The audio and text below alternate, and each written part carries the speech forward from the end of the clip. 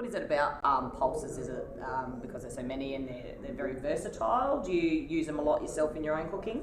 Look, I started in Asian restaurants, and my second job was in an Indian restaurant. I've always not just appreciated the flavour, but kind of been a little bit in awe of the economy. You don't need it. You've got a high protein source that you don't need a cold chain for.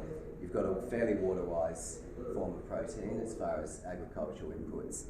You've got a nitrogen replacing crop.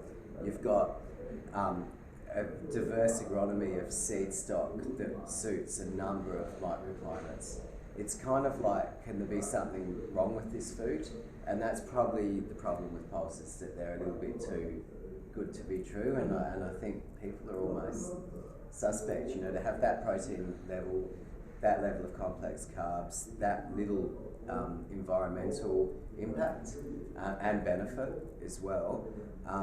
It's almost a little bit like, I guess they've been thrown in the goody two shoes pile maybe. Mm-hmm. I don't know.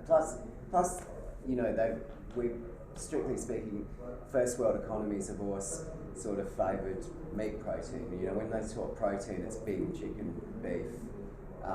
So I think they've yet to see their full potential. Have they been given a bum rap then in that sense, but then maybe things like cooking shows and that sort of thing have started to begin to highlight how versatile they are? It's this strange cycle food. It goes through little blips of fashion that I ignore, and they're just trends and rubbish and what's hot this week. And then there's long-term trends, and there is one very long-term trend, which is whole foods and foods that actually sustain you. And however you want to phrase that, I think we all know that we've done some pretty stupid things with food in the last 60 years, what we're eating. Mm-hmm. And I think that's what is going to bring people back to them. And, any subsistence economy that's thrived on lentils for centuries because they make sense nutritionally and for agriculture. And, I think maybe we just had too much money and not enough sense for too long at our dinner tables, maybe. You were in the conference today. Is there anything you got from that pulse session this morning? Yeah, quite surprised about the, some of the opening up of markets that are available to Australia, and that's great. Our farmers really need a break. They need a crop that they can really succeed at and be price makers a little bit more.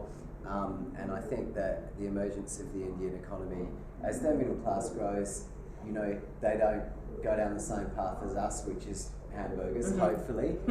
And that's a massive market. So, the message I'm taking is it's not just China and noodles. Yeah.